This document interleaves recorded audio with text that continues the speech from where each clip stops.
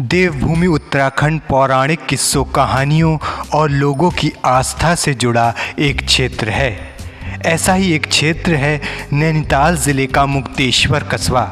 होने को तो मुक्तेश्वर एक छोटा सा कस्बा है, मगर भगवान भोलेनाथ का मंदिर और इसके ठीक नीचे चट्टानों का समूह, जिसे पहले चौथा जाली और अब चौली की जाली के नाम से जाना जाता है, यहाँ आने वाले पर्यटकों का आस्था का केंद्र है। दरअसल इन चट्टानों के समूह में एक चट्टान में बना छिद्र लोगों में कौतूहल पैदा करता है।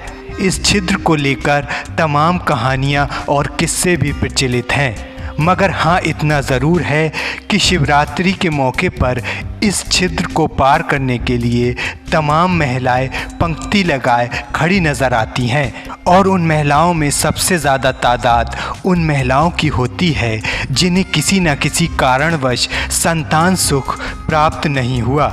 सुरक्षा का कोई इंतज़ाम न होते हुए भी महिलाएं आस्था से इसे पार कर जाती हैं, लेकिन अब पुलिस सहित स्थानीय लोगों की देखरेख में महिलाओं को इससे पार करवाया जाता है। प्रचलित धारणा के मुताबिक वो महिलाएं जो संतान उत्पत्ति नहीं कर सकती, शिवरात्रि के दिन यहाँ मौजूद चट्टान में बने छिद्र से होकर गुजरती हैं तो उसे भोले के आशीर्वाद से निश्चित ही संतान की प्राप्ति होती है। बहरहाल इस छिद्र को लेकर अलग अलग राय हैं। कुछ लोगों का कहना है कि जब स्वयं देवता अपने गणों के साथ हिमालय जा रहे थे तो उनके मार्ग में चौली की जाली की चट्टानें आ गईं। उधर शिव जी भी उस वक्त चट्टान में धूनी रमाए बैठे थे। ये देख स्वयं देवता ने भोलेनाथ से मार्ग देने का आग्रह किया, परंतु भोलेनाथ तपस्या में लीन होने के चलते स्वयं देवता का आग्रह नहीं सुन सके। यह देख स्वयं देवता को क्रोध आ गया और वो आक्रोशित हो गए। इस पर भगवान शिव की तपस्या भी भंग हो गई। उन्होंने अपने त्रिशूल के प्रहार से स्वयं देवता पर हमला कर दिया और स्वयं देवता को इस छिद्र से गायब कर दिया, जिससे चट्टान पर एक बड़ा छिद्र हो गया। एक दूसरी कहानी भी है कि महाभारत काल में जब पांडव वनागमन पर थे तब भीम अपनी गदा से समय व्यतीत करने के लिए शक्ति प्रदर्शन करते रहते थे। जब इन चट्टानों पर उन्होंने कुछ समय व्यतीत किया तो यहाँ भी उन्होंने अपनी शक्ति को परखा। इसी वजह से यह गोलाकार छिद्र चट्टान में उभर गया। उधर वैज्ञानिक पहलुओं पर जाएं तो अल्मोड़ा कॉलेज के डॉक्टर ललित चंद जोशी के मुताबिक किस्से, कहानियों और जनश्रुतियों को अगर थोड़ा अलग रखें तो वायु अपरदन इस छिद्र का निर्माण प्रबल कारण हो सकता है, क्योंकि इस क्षेत्र में वायु का प्रबल दबाव है। मंदिर निवासी स्वामी सच्चिदानंद पुरी महाराज लाल बाबा पिछले कई सालों से यहाँ हैं। शिवरात्रि के दिन को ख़ास बताते हुए कहते हैं, मुक्तेश्वर स्थित चौली की जाली का ये छिद्र अनूठा है और इसमें कई दिव्य शक्तियों का निवास है। खुद शिवजी यहाँ बैठकर घंटों तपस्या में लीन रहते थे। आज भी इन चट्टानों में अलौकिक शक्तियों का वास है। बहरहाल कहानी जो भी हो, पर क्षेत्र में चौली की जाली का प्राचीन नाम चौथा जाली बताया जाता है। यह स्थान लोगों की गहन आस्था से जुड़ा है। इस छिद्र के पीछे की किंवदंतियों, किस्सों, तर्क और कहानियों के पीछे लोगों के अलग अलग मत हो सकते हैं, मगर शिवरात्रि के दिन यहाँ मौजूद श्रद्धालुओं का सैलाब इस रहस्य की ओर ध्यान ज़रूर आकर्षित करता है। वहीं लोगों में इसके नाम बदले जाने को लेकर भी रोष है और उनका कहना है इस जगह को संग्रहित किया जाना चाहिए और जगह को साफ स्वच्छ रखना ज़रूरी है।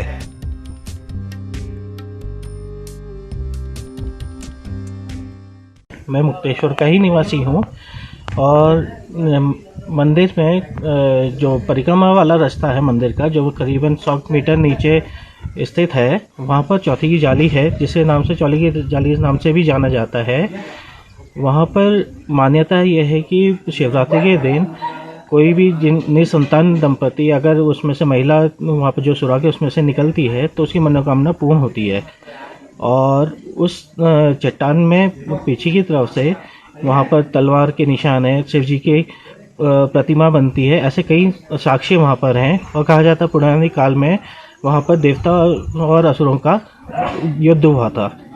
और लेकिन बड़ी दुख की बात है, आजकल अब चौली का नाम चेंज करके अब सुसाइड पॉइंट कर दिया गया है, जो बहुत गलत है।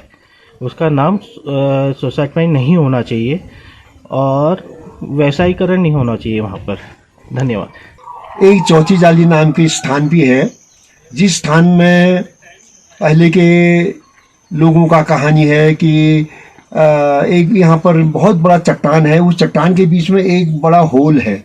उस होल से जो होल बना है, जो वो यहाँ पर स्वयं देवता का और किसी दूसरे देवता का, जैसे शिव का संघर्ष हुआ था।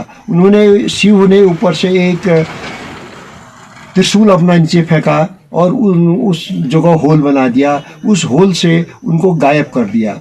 यानी वो सीधे यहाँ से झांकर सेम चले गए। झांकर सेम जाकर के उनकी वहाँ पर आज भी जातुरा लोग ले जाते हैं, यहाँ से खूब जातुरा जाती है, लोग बाग उनकी मन्नत करते हैं और वहाँ देवी देवता नाचते हैं, विभूति आदि लगाते हैं।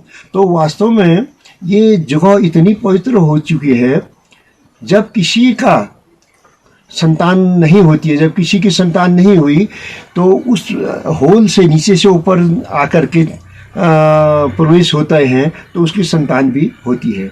इसका उदाहरण बहुत समय पहले एक यूपी में जो है हमारे गवर्नर साहब होते थे, नाम पूरा याद नहीं आ रहा है, गवर्नर होते थे, उनकी कोई संतान नहीं थी। तो उन्होंने महाराज जी से कहा, उन्होंने कहा तुम चौथी जाली जाओ शिवरात्रि के दिन, चौथी जाली से ऊपर से नीचे को और नीचे से ऊपर को 2 बार प्रवेश करो। तो उनका लड़का हुआ, उस लड़के के नाम मुक्तेश करके रखा हुआ है। उनका लड़के का नाम मुक्तेश यानी मुक्तेश्वर के नाम से ही उनका नाम भी है। तो इसलिए इस चौथी जाली को बहुत ही पवित्र और रमणीक जगह होने के बाद इसमें मन्नतें भी पूरी हुआ करती हैं। यह हमारी पौराणिक कथा ही नहीं है, बल्कि ये आंखों देखी हुई हाल है। आंखों देखी हुई मैंने अपने आंखों से देखा है, ये चीज़ यहाँ पर है। क्योंकि मैं भी यहाँ पर सन 68 यानी 3 दिसंबर 1968 को मुक्तेश्वर में आ गया था।